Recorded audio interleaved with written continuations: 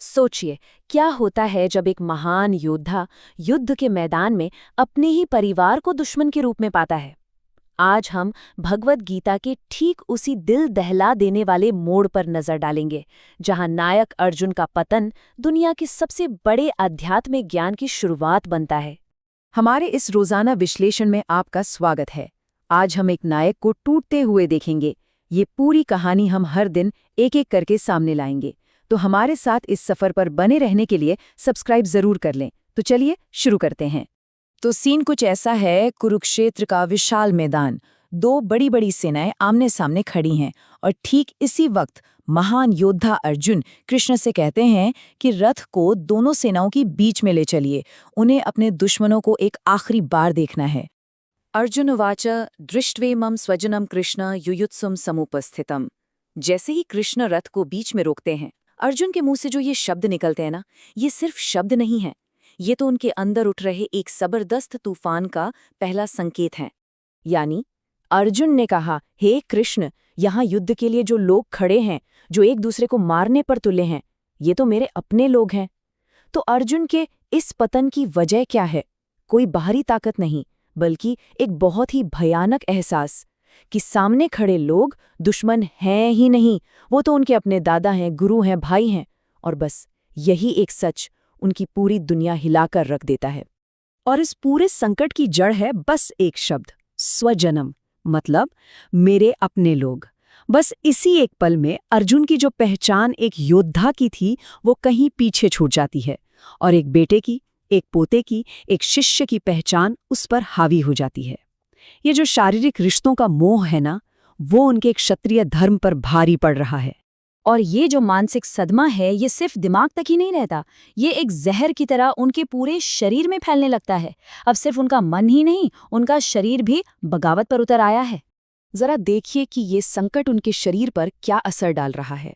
उनके हाथ पैर ढीले पड़ रहे हैं, मुंह सूख रहा है, पूरा शरीर बुरी तरह कांप रहा है, रोंगटे खड़े हो गए हैं और त्वचा में जैसे आग सी लग गई है। ये सिर्फ कोई मानसिक दुख नहीं है, ये एक योद्धा का अपने ही शरीर पर काबू खो देना है, एक तरह का शारीरिक समर्पण है। और फिर आता है इस पतन का सबसे बड़ा, सबसे तकलीफदेह प्रतीक, उनका वो महान धनुष गांडीव। कहा जाता है जिसकी एक आवाज से ही दुश्मन कांप उठते थे, वो गांडीव अब उन्हीं के कांपते हुए हाथों से फिसल रहा है।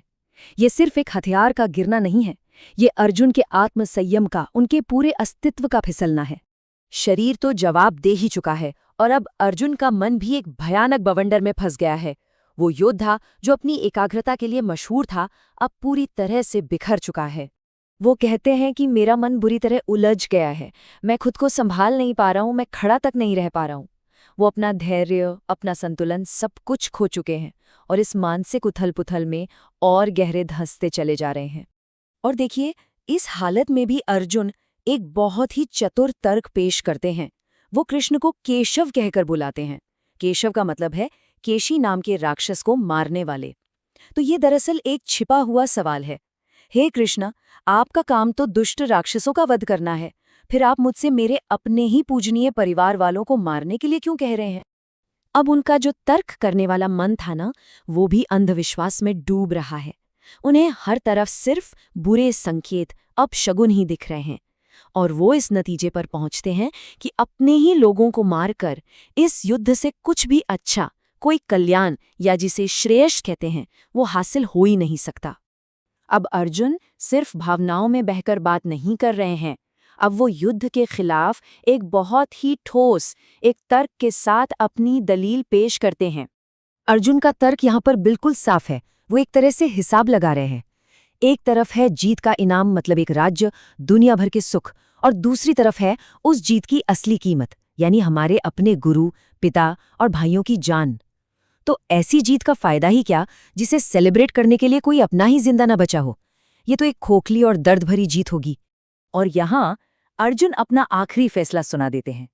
वो कहते हैं कि सिर्फ इस धरती का राज तो छोड़ो, अगर मुझे तीनों लोगों का साम्राज्य भी मिले ना, तब भी मैं अपने लोगों का खून बहाकर उसे हासिल नहीं करना चाहता।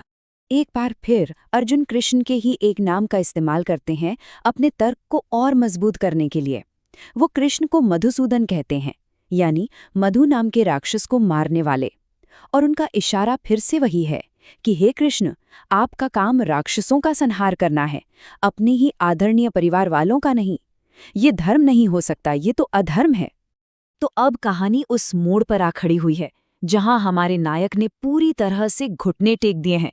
उसने अपना कर्तव्य छोड़ दिया है, हथियार जमीन पर रख दिए हैं। अब सबसे बड़ा सवाल यही उठता है कि इस गहरी निराशा के अंधेरे से अर्जुन को बाहर कौन निकालेगा, और आखिर कैसे? अर्जुन के इन्हीं सवालों का जवाब ही तो भगवद गीता का असली सार है। और ये जवाब क्या है, ये जानने के लिए हमारी इस सीरीज का अगला हिस्सा जरूर देखिएगा, जो कल ही अपलोड होगा। इस सफर में हमारे साथ बने रहने के लिए लाइक और सब्सक्राइब करना ना भूलें। मिलते हैं कल।